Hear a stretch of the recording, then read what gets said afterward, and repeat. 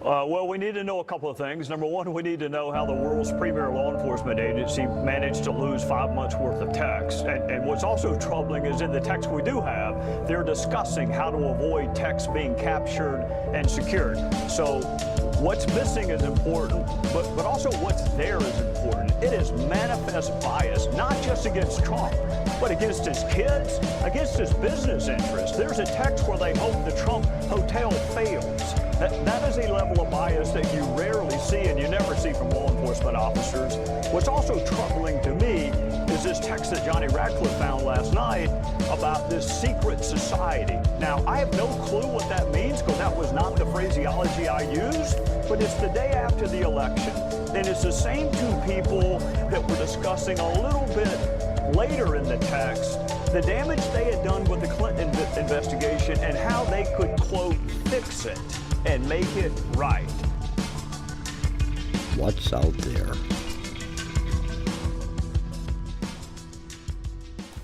Today is Thursday, May 24th, 2018. I'm Papa Bear, and this is What's Out There. Yesterday we had a little problem. It seems though we only got halfway through the show, and I don't know if we said something that was, rubbed some people the wrong way or something, but I got shut down from my internet. Peter and I did actually happen to finish the show, and the replay can be found at YouTube, username What's Out There. And I just want to let that known. Hopefully we're going to run through a whole show today. Let's get right down to it.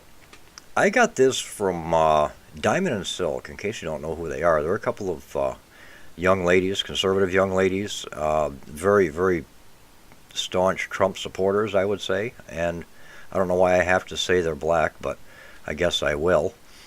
But there's a host of things here. Basically, secret FBI team was set up, that set up Trump was coerced by CNN. And guess who was CNN's DOJ reporter at the time? This comes out from the Gateway Pundit. It's a combination of American Daily News and the Gateway Pundit. But there's no doubt at this point that the deep state is real. If you haven't come to that conclusion, you have some waking up to do. GOP Senator Ron Johnson has been trying to get some answers about the deep state lately, and he recently sent a letter to the FBI demanding answers about what was going on back in 2016 with all the dossier nonsense.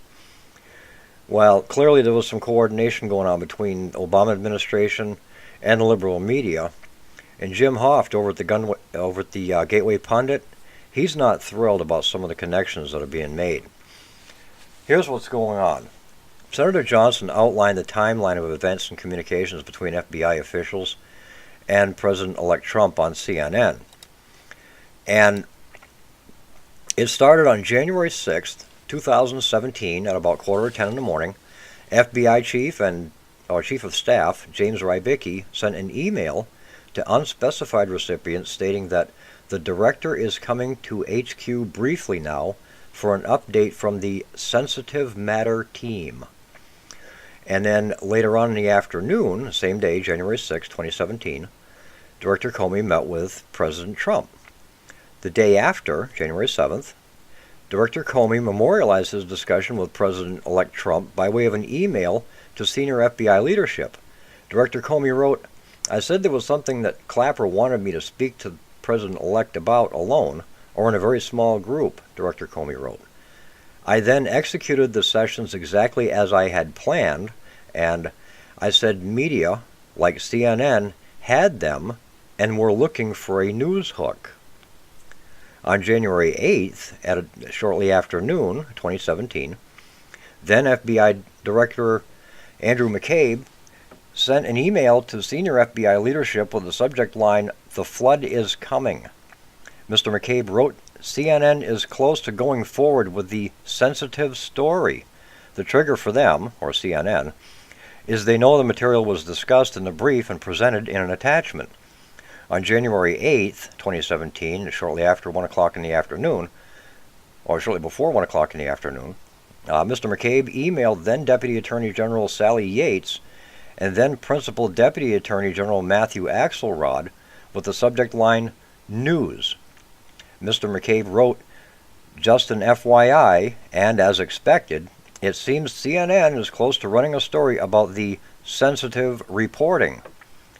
2 days later, on January 10th, 2017, CNN ran a story about the unverified allegations made in the anti-Trump dossier, with BuzzFeed publishing the dossier within a couple hours of CNN's report. So how do you suppose James Comey knew that CNN was about to run that anti-Trump dossier back in 2017? And who could have been pressuring James Comey with the discredited dossier? And guess who started working at CNN covering the DOJ around this time? Valerie Jarrett's daughter, Laura. Now, it's interesting how that Jarrett name keeps popping up at very interesting times. And here's more. This is from the Federalist. Newly revealed emails show that former FBI Deputy Director Andrew McCabe was keenly aware of CNN's internal understanding of the secret briefing about the infamous Steele dossier days before CNN published any stories on the matter. The emails, which were obtained by Senator Ron Johnson of Wisconsin, also revealed that top officials used coded language to refer to the salacious and unverified allegations made by Steele. Former FBI Director James Comey briefed then President-elect Donald Trump on January 6, 2017, on at least one unproven allegation contained in Steele's dossier, which was jointly funded by the Hillary Clinton campaign and the Democratic National Committee.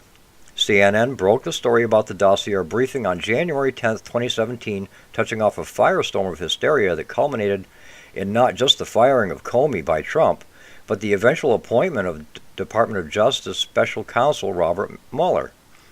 Remember when the liberal media laughed at anyone who suggested Trump was being spied on? Well, now that's a fact. So what else are they lying and hiding?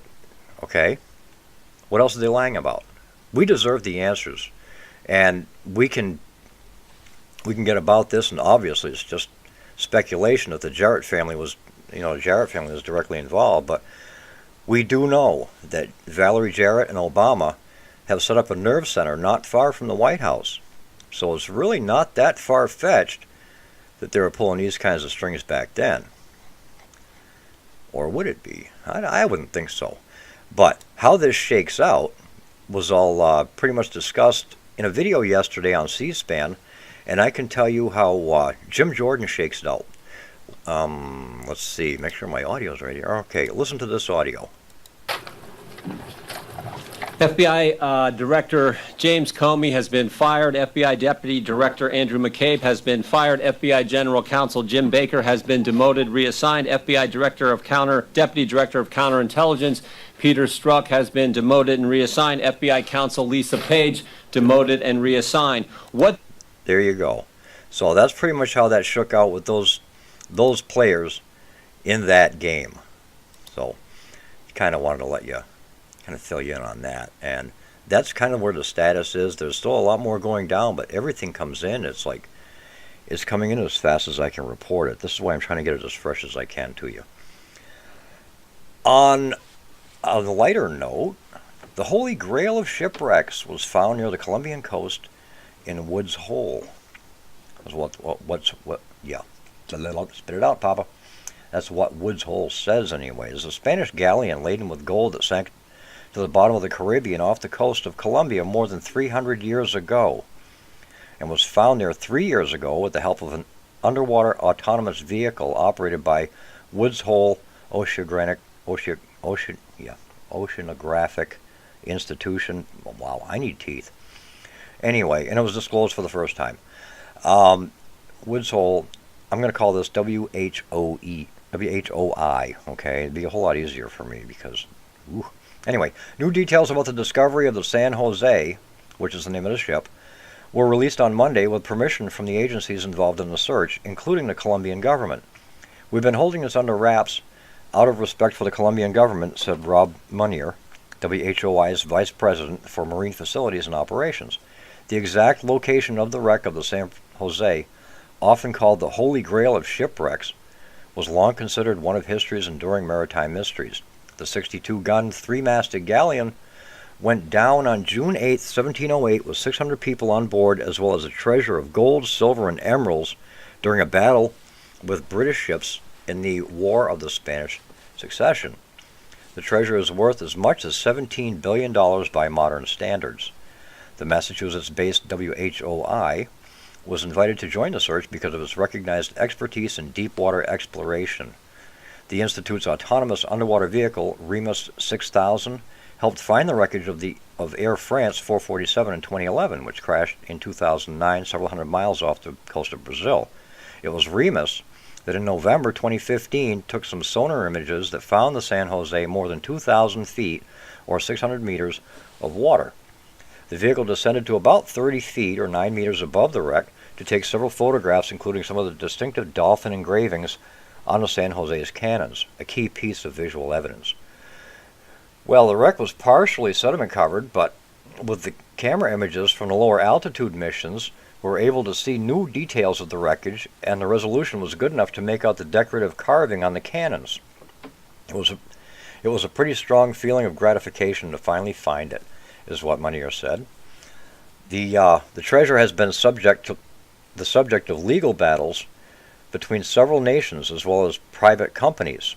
Several weeks ago, UNESCO, the United Nations Cultural Agency, called on Colombia not to commercially exploit the wreck, whose exact location remains a secret. As for the treasure, well, that remains on the seabed for now. If you want to go look for it, you're more than welcome to. And the latest from Illinois. Former LaSalle County State's Attorney indicted on 17 felony counts. A grand jury on Tuesday indicted former LaSalle County State's Attorney on 17 felony charges. His name is Brian Town. LaSalle County Circuit Court records show that the grand jury examined 25 felony counts before returning indictments on 13 charges of official misconduct, 4 charges of misapplication of funds. All are Class 3 felonies, subject to 3 to 5 years of prison or probation. Town was LaSalle County State's Attorney from 2006 to 2016 before being defeated by Karen Donnelly. Published reports of earlier court documents quote Donnelly is accusing Town of misusing money from drug forfeitures through the LaSalle County State's Attorney Felony Enforcement, or SAFE, anti-drug unit. It was formed by Town in 2011, but was ruled illegal by the Illinois Supreme Court this summer. Donnelly disbanded the SAFE unit after she took office. The dates listed with the indictment suggest they stem from the unit's activities from 2012 to 2014. Town filed a motion to dismiss the charges on Wednesday. A hearing on the motion is scheduled for September 21st. Town remains free while the case is pending. And I imagine this is going to be going toward their retirement, right? Because Illinois has just made, they're going to make their taxes the highest in the nation to pay state pension debts. Okay, I imagine this guy is on the pension list. He was there 10 years, right? A proposal to levy a statewide 1% residential property tax would vault Illinoisans' property tax burden to the highest in all 50 states. The latest prescription for curing Illinois' pension woes without reform?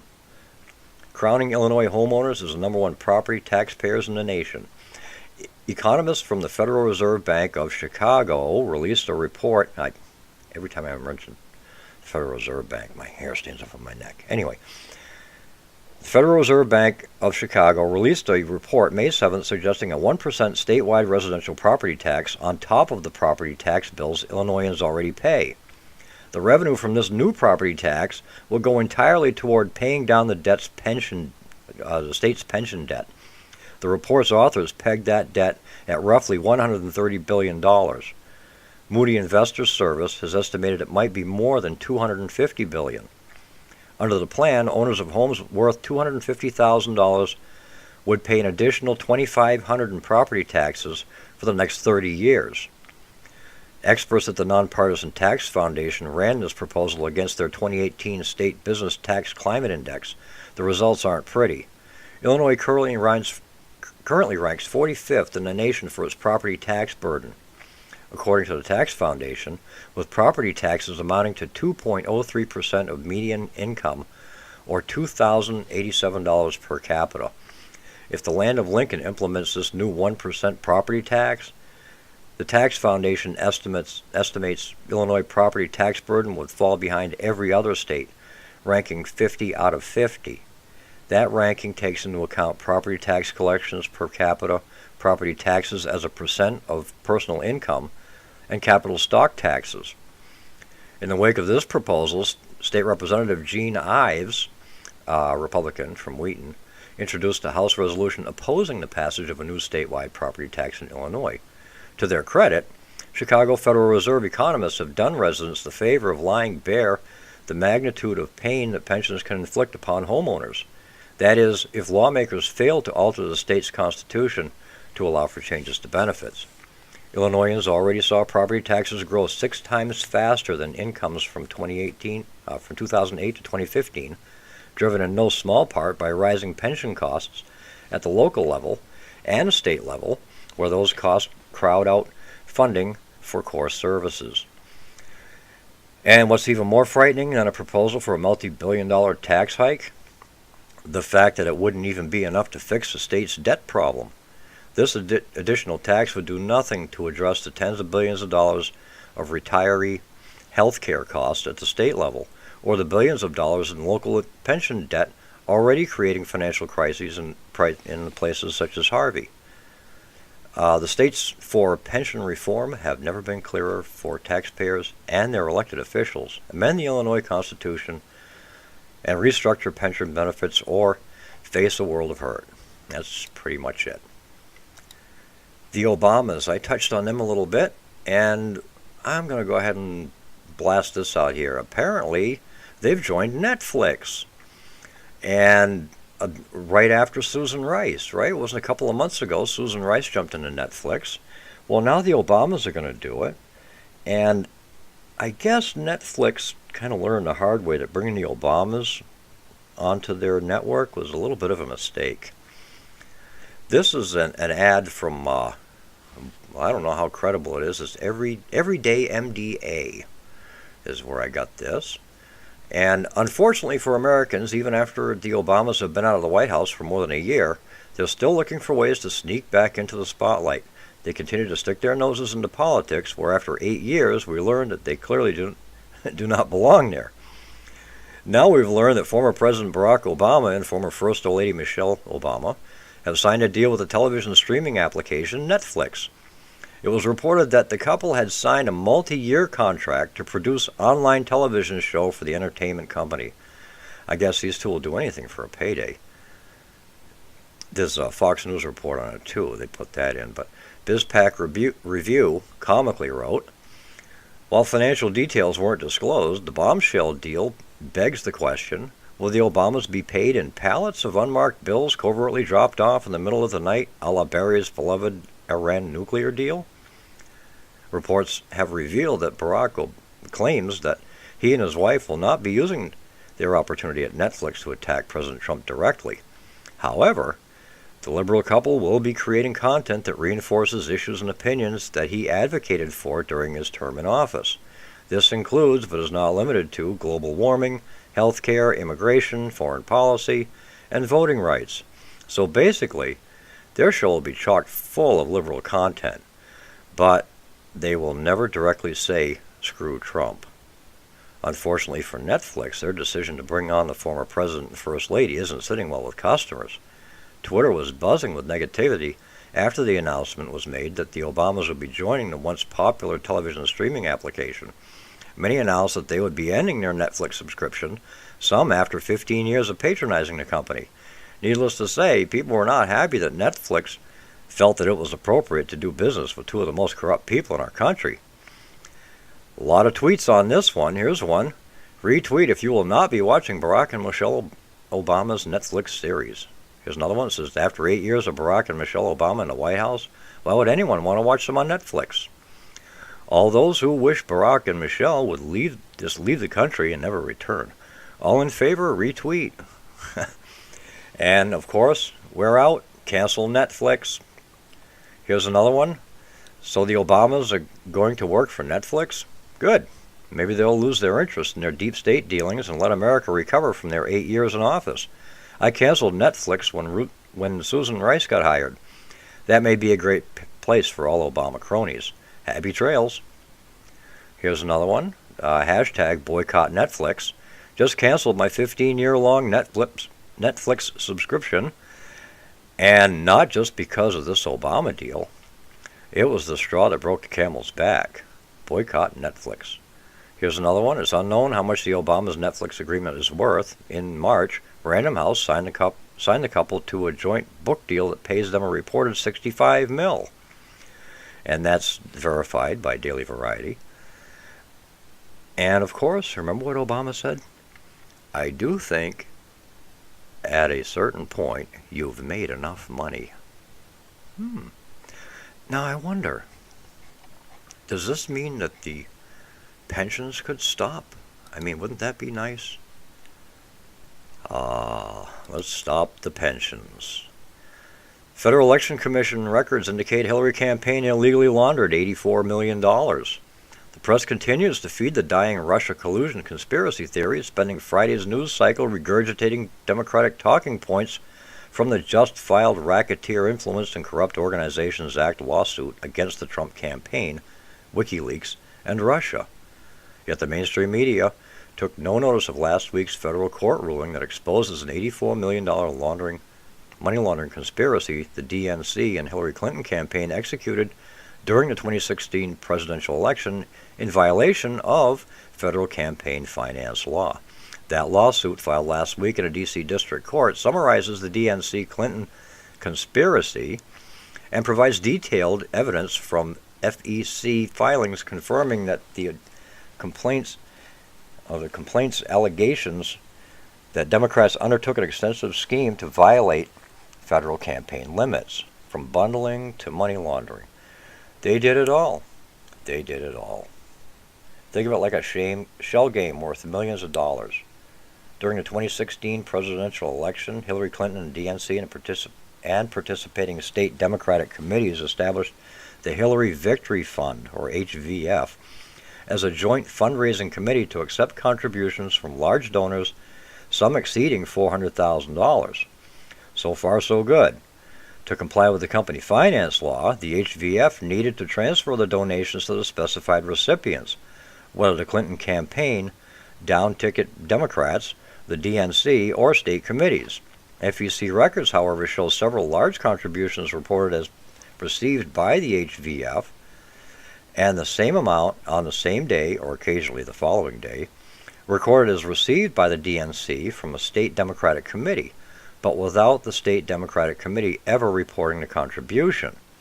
For instance, the HVF reported transferring $19,500 to the Mississippi Democratic Party on November 5, 2015. The Democratic National Committee reported receiving $19,500 from the Mississippi Democrat Party on November 2, 2015, but the Mississippi Democrat Party never recorded the receipt or the disbursement of the $19,500, and without the Mississippi Democrat Party controlling the funds, the HVF's contribution to the DNC violated campaign finance law. Over a 13-month period, FEC records show some 30 separate occasions when the HVF transferred contributions totaling more than $10 million to the DNC without any corresponding record or of the receipt or disbursement from the state parties, thus illegally leapfrogging the state Democratic parties. On the other hand, of the contributions state parties reported as receiving from the HVF, 99% wound up at the DNC. They were transferred immediately or within a day or two, raising questions of whether the state Democratic committees truly exercised control over the money, something necessary under campaign finance law to allow a later legal transfer to the DNC. Again, the evidence is damning. According to Politico, while state party officials were made aware that Clinton's campaign would control the movement of the funds between participating committees, one operative who has relationships with multiple state parties said that some of their officials have complained they weren't notified of the transfers into and out of their accounts until after the fact.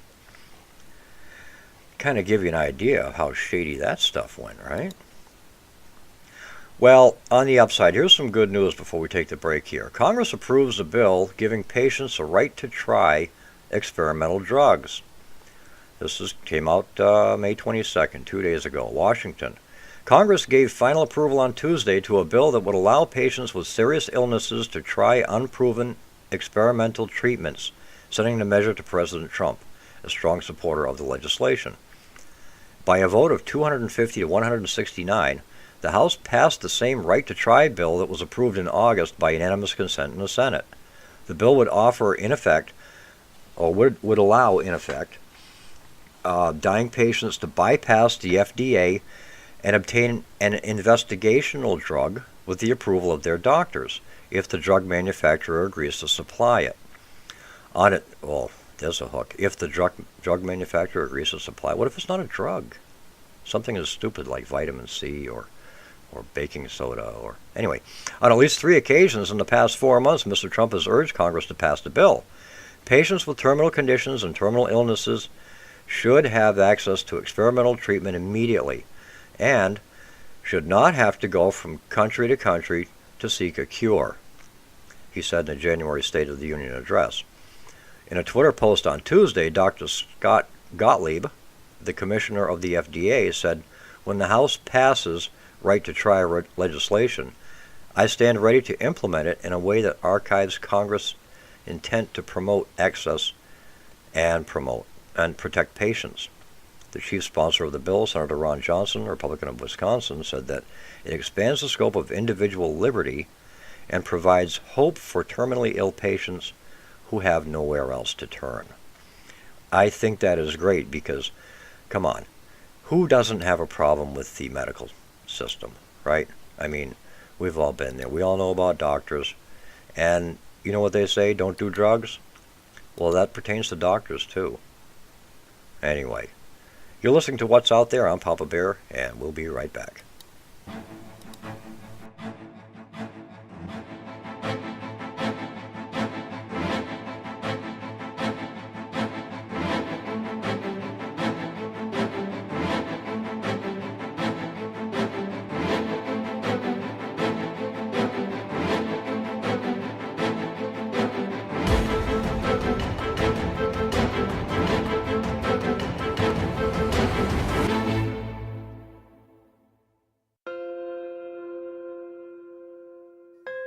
There are days that the red pill is bitter in my stomach, but I can't get it back out. I think because I have to. I speak because I have no choice. I walk through this dark age we're in with open eyes. Listen to Open Eyes on LateNightInTheMidlands.com. And together, maybe we won't stumble and fall.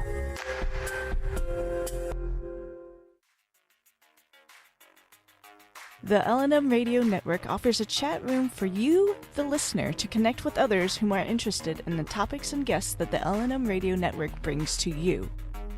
During the live shows, the hosts will even visit the chat room and chat with you, the listener. Click on the big red Chat and Listen button at the top of the website and join us. No subscription is needed at either lnmradionetwork.com or latenightinthemidlands.com. Why subscribe to Late Night in the Midlands, you ask? Well, I'll tell you why.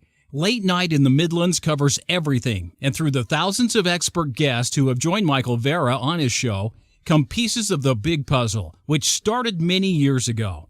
Michael and his guests reveal information dating back to the beginning of time. To this very moment, Michael Vera not only brings you the best guests with the best information, but Michael is not afraid to call out those who are less than honest. You see, in this day and age, we need a radio show we can count on and a radio host we can trust to expose the truth one show at a time. So become a late nighter and subscribe now. Talk radio like no other.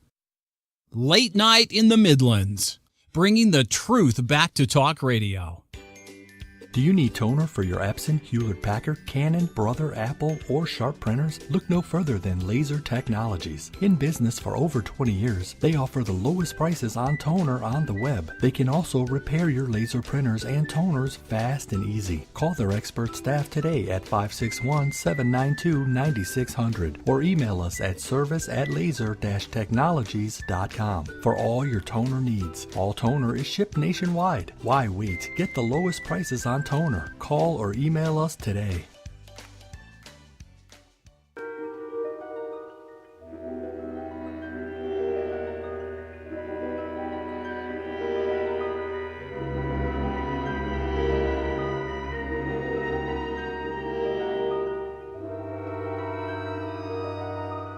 There is a better radio show, beyond that which is known to the people. It is a radio show more informative than others, and as timeless as infinity. It is the equilibrium between light and dark, between the sheeple and the paranormal, and it is heard at the base of man's ignorance and at the summit of his knowledge. This is the radio show of imagination, a show we call The Secret Teachings.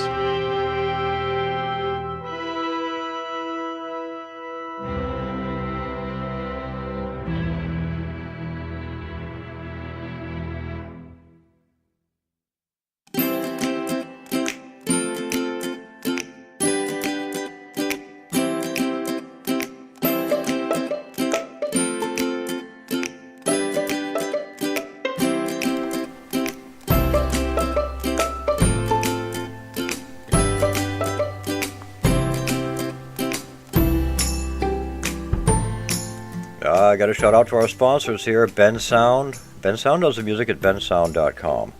We're coming to you from the highest point of New Jersey, High Point Radio, bringing us into New York, New Jersey, and Pennsylvania on 100.5 FM and 1620 AM. Also, 101.7 FM WCET, Columbia, South Carolina, Columbia's Talk. We're on iTunes, TuneIn Radio, Paranormal Radio apps, we're TalkStream Live. And, of course, this is the LNM Radio Network at lnmradionetwork.com or latenightinthemidlands.com. I'm Papa Bear, and we're just kind of going over what's out there, huh? My goodness. Obama's campaign paid $972,000 to the law firm that secretly paid Fusion GPS in 2016.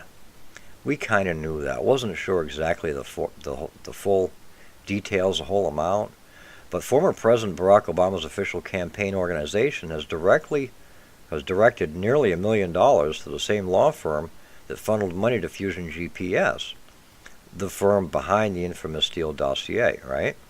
Since April of 2016, Obama for America, or OFA, has paid over $972,000 to Perkins Coie. Records filed with the Federal Election Commission show that, FEC. The Washington Post reported last week that Perkins Coie, an international law firm, was directed by both the Democratic National Committee and Hillary Clinton's campaign to retain Fusion GPS in April of 2016 to dig up dirt on then-candidate Donald Trump. Fusion GPS then hired Christopher Steele, a former British spy, to compile a dossier of allegations that Trump and his campaign actively colluded with the Russian government during the 2016 election. Though many of the claims in the dossier have been directly refuted, none of the dossier's allegations of collusion have been independently verified. Lawyers for Steele admitted in court filings last April that his work was not verified and was never meant to be made public. OFA, Obama's official campaign arm, in 2016 paid nearly $800,000 to Perkins Coie in 2016 alone, according to FEC records. The first 2016 payments went to Perkins Coie, or actually classified only as legal services, were made April 25th and 26th of 2016. They totaled $98,047. Second batch of payments, also classified as legal services, was disbursed to the law firm on September 29th, 2016, and totaled exactly $700,000. Payments from OFA to Perkins Coie in 2017 totaled $174,725 through August 22nd of 2017. FEC records, as well as federal court records, show that Mark Elias, the Perkins Coie lawyer, whom the Washington Post reported was responsible for the payments to Fusion GPS on behalf of the Clintons' campaign and the DNC, also previously served as a counsel for OFA. In Shamblin versus Obama for America, a 2013 case in federal court in Florida, federal court records list Elias as simultaneously serving as lead attorney for both OFA and DNC. OFA, which managed Obama's successful re-election campaign in 2012, retooled that campaign to focus on enacting the president's agenda during his final term in office. The group reorganized again after the 2016 election and planned to use its staff and resources to oppose President Trump. During the entire 2016 campaign cycle, the group spent only $4.5 million, according to FEC records. So, federal records show Hillary Clinton's official campaign organization, Hillary for America, paid just under $5.1 million to Perkins Coie in 2016. The DNC paid nearly $5.4 million to that law firm in 2016. So, the timing and the nature of the payments to Perkins Coie by Obama's official campaign arm raised significant questions about whether OFA was funding Fusion GPS, how much Obama and his team knew about the contents and provenance of the dossier long before its contents were made public, and whether the president or his government lieutenants knowingly used a partisan political document to justify official government actions targeting the president's political opponents named in the dossier. According to the Washington Post, Fusion GPS was first retained by Perkins Coie on behalf of the Democratic National Committee and Hillary Clinton's presidential campaign in April of 2016. So this has been coming on for a while. It's taken a while to kind of brew it all out, but it's coming through. This is an article from Intellectual Takeout, and this is by Victor Davis Hanson. This is the true threat to America's civil liberties is its law-breaking intelligence apparatus. We're finding this out day by day, and there's more coming out all the time. And they're kicking, they're screaming like babies. They're trying to find every excuse. Oh, this wasn't spying, this was research. It wasn't spying, it was research? Seriously? Somebody might buy that. Democrats might buy it. People who are thinking, who can spark a couple of brain cells, they're not going to buy it. They know what's going on here. Anyway, one strange trait of the die-hard never-Trump Republicans and progressives is their charge that Donald Trump poses an existential threat to democracy. Trump, as is his won't. What am I talking about here? It says a lot of outrageous and weird things. But it's hard in his 16 months to find any proof that Trump has subverted the rule of law. Most of the furor over what we're told Trump might do, or what Trump has said, or which unsavory character in Europe likes Trump. These could be legitimate worries if they were followed by Trump's anti-democratic concrete subversions, but so far we've not seen them. And there has been certainly nothing yet in this administration comparable to the Obama efforts to curb civil liberties, for sure. Remember the NDAA? Warrantless searches, endless detention without a warrant or without charges. This is what we were, We understand those on the left refuse to believe that a constitutional legal scholar like Obama would even think of allowing the executive branch to go rogue. It is indeed strange that in almost every never-Trump attack on Trump's conduct, there's almost no recognition or indeed worry that we have been living through one of the great challenges to constitutional government in our history. Does anyone remember that the Obama administration allowed Lois Lerner, remember, not a smidgen of corruption, more or less, to weaponize the IRS to help the 2012 election re-effort? Does anyone remember Eric Holder's surveillance of the Associated Press journalists and Fox News' James Rosen? Why have conservative constitutionalists focused on what Trump has said rather than strange treatment accorded to investigate reporter Sharyl Attkisson by the U.S. intelligence and investigatory agencies? Do we even remember the Benghazi pseudo-video narrative that the strange jailing of Nicola Baselli Nicola? He was arrested for that. Remember that video thing that said caused the whole deal in Benghazi? I bet that guy is still in jail. I'll bet he's still in jail for something that's totally not his fault. Is there even curiosity about why and how the departing Obama administration suddenly and vastly expanded the number of agencies that could have access to classified surveillance in its aftermath? Do we remember the more than 20 times Obama warned before re-election that he was not a king and, as a constitutional scholar, could not by fiat offer blanket amnesties? Do the authorities in California realize that they are resorting to the extra-legal states' rights arguments that South Carolina, on the eve of the Civil War in Alabama in the early 1960s, used to nullify federal laws? But, stranger still, is what we already know of the 2016 election and the lack of outrage from constitutionalists who daily warn us of what Trump might do. You know, I'm a constitutionalist. I don't mind saying it. And I don't mind what Trump's doing. It's what he's doing. It's not what he's saying. It's what he's doing. And even saying. Twitter. This one, it slid right by. And I'm going to go ahead and jump on this. Apparently, Twitter's a social media outlet, okay? And apparently now they're calling it a public outlet because the President Trump, can't delete any followers. They say it's unconstitutional because it's a public forum. Well, since it's a public forum, you can't delete any of our posts. You can't censor anything we do, okay?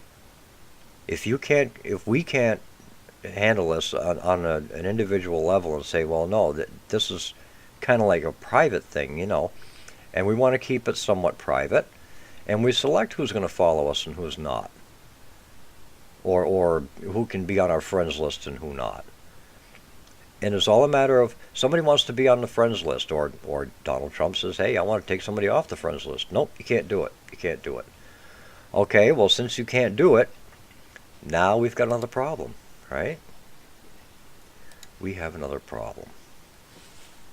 That is, stop censoring our content because you have no right to do that.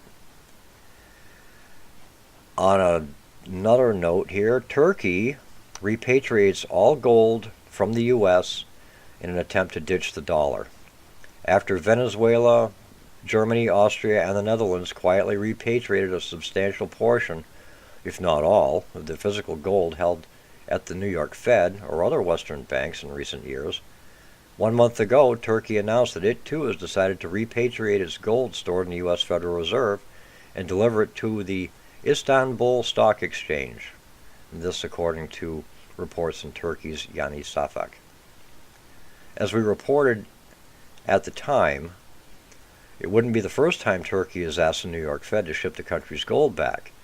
In recent years, Turkey repatriated 220 tons of gold from abroad, of which 28.7 tons was brought back from the U.S. last year. And now, according to a report by the Swiss Schweiz am Wochenende, forgive me, anyway, the repatriation is complete, with the Turkish central bank withdrawing all of its gold reserves from the U.S. due to the tense political situation. However, in a strange twist, instead of moving the physical gold to Istanbul, as the Turkish press reported in April, the Swiss newspaper notes that around 19 tons of Turkish gold is now stored at the Basel-based Bank for International Settlements, the BIS. Oh boy, that's not good news. Anyway, it was not immediately clear why Turkey would shift its gold from the New York Fed to the BIS, whose historical gold rehypothecation tendencies have been well documented over the years. That's what I mean. According to the latest IMF data, Turkey's total gold reserves are estimated at 596 tons in May, up 5 tons since April, and worth just under $23 billion, rising 40% over last year. This makes Ankara the 11th largest gold holder behind the Netherlands and ahead of India. Turkey's gold repatriation comes at a sensitive time for Turkey's currency, the lira, which has been pounded for the last month and plunged to all-time lows against both the dollar last week amid double-digit inflation in Turkey, as the central bank continues to be terrified of President Recep Tayyip Erdogan and refuses to raise rates. Meanwhile, Erdogan has taken a tough stance against U.S. currency, criticizing dollar loans and stating that international loans should be given in gold instead. And here it says, I made a suggestion at a G20 meeting. I asked, why do we make all loans in dollars? Let's use another currency. I suggest that loans should be made based on gold, Erdogan said during a speech at the opening ceremony of the Global Entrepreneurship Congress in Istanbul on April 16th. In what some saw as an appeal for a gold standard by the Turkish president, Erdogan added that with the dollar, the world is always under exchange rate pressure. We should save states and nations from this exchange rate pressure. Gold has never been a tool of oppression throughout history. And he is absolutely right. Gold has never been used as a tool of oppression. Gold, silver, none of that. Seen in this light, one wonders if Erdogan has not cut a deal with the BIS to deliver Turkey's gold to Basel, providing some much-needed yellow metal in the world in which the ongoing global physical gold shortage prompted banks to scrap reporting the gold forward rate, a benchmark of physical gold scarcity in January of 2015. As noted below, Turkey has been one of several countries which have moved their gold from the world's biggest and allegedly most secure gold vault located 95 feet below sea level at 33 Liberty Street in Manhattan, better known as the New York Fed. The repatriation wave began in 2012 when Venezuela announced that it was withdrawing all of its 160 tons of gold to the New York Fed, valued at around $9 billion. Germany's Bundesbank then demanded 300 tons be returned, with the Fed saying it would take 7 years to do so. A scrambling Germany was able to complete the process 3 years ahead of schedule. Netherlands has also repatriated 122.5 tons of gold. As a result, according to the latest Fed data, the amount of physical gold stored at the New York Fed has dropped to its lowest on record, or 5,750 tons, following a withdrawal scramble that started in 2014 and continued until the end of 2016. After a 15-month hiatus, withdrawals resumed in 2018 with 28 tons of gold repatriated between January and March, an amount which we assume is mostly Turkey. The central bank started the repatriation a few years ago, meaning before we had Brexit, Catalonia, Trump, AfD, or the rising tensions between Politburo in Brussels and the nations of Eastern Europe. Claudio Grass of Precious Metal Advisory in Switzerland said recently, according to him, the world is becoming less centralized. If we follow this trend, it should be obvious that the next step should be an even bigger breakup into smaller units than the nation state. With such geopolitical fragmentation comes also the decentralization of power. Perhaps, but until that happens, the New York Fed still holds the world hostage thanks to its custodial holdings of 5,750 tons of gold, of foreign-owned gold. So there you have it. This is good. I like the way that sounds. With such geopolitical fragmentation comes also the decentralization of power. And this is what we wanted to do. We wanted to stop that New World Order, the one world government. Stop that right away. Turley. Sessions is appointing Utah federal prosecutor, much better for Trump than a special counsel.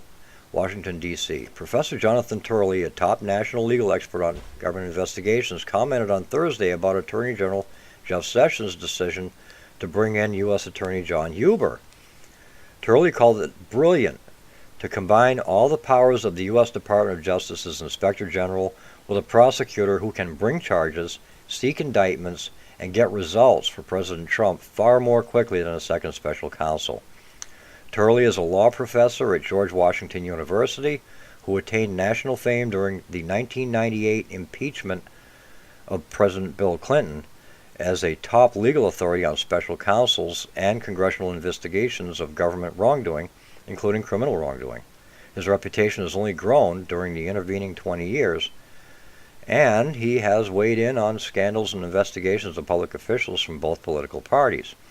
Sessions sent a letter to House Judiciary Committee Chairman Bob Goodlatte, Republican of Virginia, House Oversight Committee Chairman Trey Gowdy, Republican, South Carolina, and Senate Judiciary Committee Chairman Chuck Grassley, informing them that Huber is conducting a full-fledged criminal investigation into all matters Republicans are calling for a special investigation or a special counsel to investigate. Huber has been investigating these possible crimes for 5 months, since November 13th of 2017. I like it, because what this tells me is they use this guy, they can take this, they can convene a grand jury anywhere in the country, which means they can take this right to Utah, the red state, you'll go Trump supporting Utah. They can take it completely out of D.C. This is a good thing. Sessions informed Congress in his letter that all matters recommended for investigation by Goodlatte, Gowdy, and Grassley are fully within the scope of Huber's existing mandate. He also informed the chairman that Inspector General Michael Horowitz, who is working with Huber, has a staff of 470 investigators, giving Huber access to enormous investigative power that far exceeds the staff of any special counsel. That point is critical because, as Sessions' March 29th letter explains, the Inspector General's jurisdiction to conduct civil and criminal investigations includes actions taken by former employees after they've left government service. Then Huber can act on any of those matters. As a U.S. attorney, Huber has full authority to impanel a grand jury and to file criminal charges. A grand jury can be impaneled anywhere, which means that it could be a group of citizens from deep red Utah in the heart of Trump country, instead of the D.C. swamp that decides whether to hand down indictments for felony prosecution. The Inspector General's jurisdiction extends not only to allegations of legal violations, but also to allegations that department employees violated established practices as well, Sessions added in his letter, which means that the IG's report can hold people accountable even for actions that do not violate a specific statute. I think Sessions did the right thing here, said Turley. I think the president should listen to General Sessions on this one.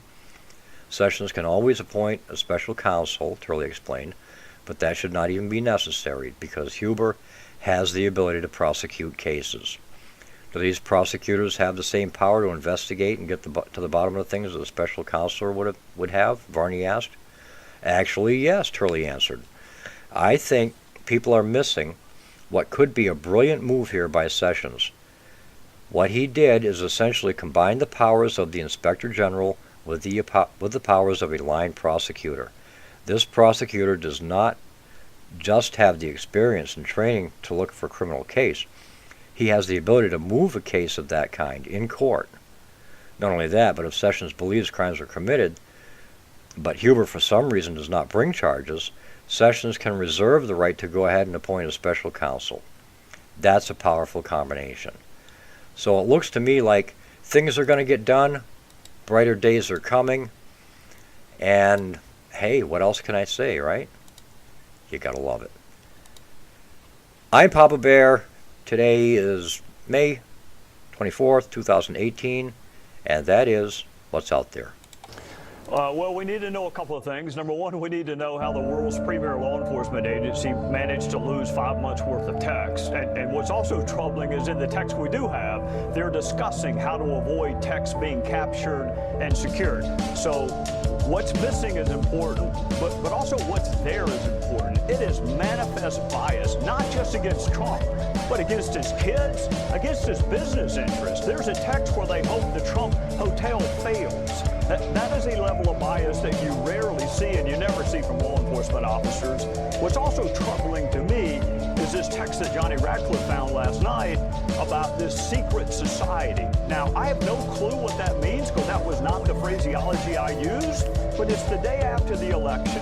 And it's the same two people that were discussing a little bit later in the text the damage they had done with the Clinton investigation and how they could, quote, fix it and make it right.